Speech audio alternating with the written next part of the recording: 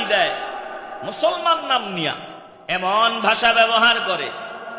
আল্লাহ নাকি মিথ্যা কথা কয়, আল্লাহ নাকি এক একবার এক এক কথা কয়। নাউজুবিল্লাহ বলবেন না? কপাল পোড়া আবার মুসলমান দাবি করে কেমনে বুঝে আসে না। আল্লাহর ব্যাপারে এমন শব্দ ব্যবহার করে আমি যেটা জবান দিয়া বলাও সম্ভব হবে না। সে নাকি আল্লাহর আগা পাছা কিছু খুঁজিয়া পায় না। এই মাথা আর নিচের আমরা যেই রাস্তা দিয়া পায়খানা ঘুরি, ওই রাস্তা নিয়া আল্লাহর ব্যাপারে বাজে মন্তব্য করা হয়েছে রে বাবা।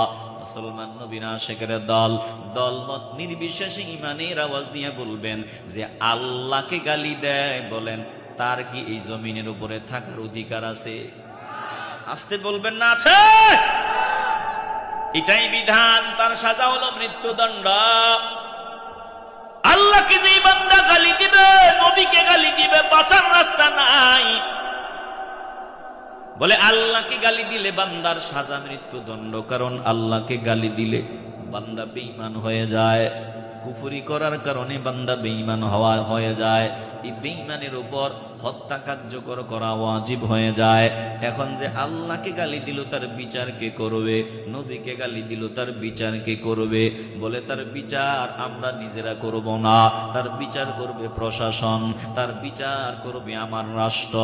রাষ্ট্র ব্যবস্থা করিয়া দিবে। আল্লাহকে গালি দিবা, নবীকে গালি দিবা, বাঁচার রাস্তা নাই, মৃত্যুদণ্ড কার্যকর করা হবে। বলে রাষ্ট্র যদি এই আইন চালু করিয়া নেয়, মুসলমানরা হাতের মধ্যে লাঠি নেওয়ার প্রয়োজন হবে না। আর রাষ্ট্র যদি এদের প্রশ্রয় দেয়, নাস্তিকরা যেই কথা বলে মুসলমান নাম নিয়া একই কথা বলবে, আল্লাহকে অসম্মান করবে, নবীকে অসম্মান করে কথা বলবে, রাষ্ট্র তার বিচারের ব্যবস্থা করবে না। বলে এই দেশের মুসলমান তখন বসে থাকবে না, বাধ্য হয়ে তারা হাতে লাঠি নিতে তৈরি হবে। জোরে কোন ঠিক কিনা?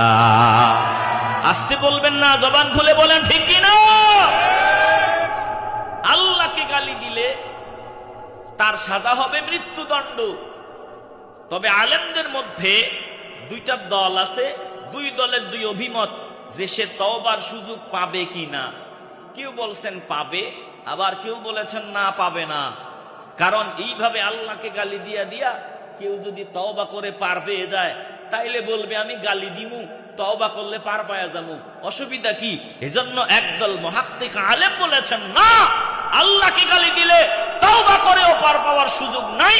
কারণ এরকম সুযোগ দিলে বারবার আমার রবকে গালি দিয়া তওবা করবে।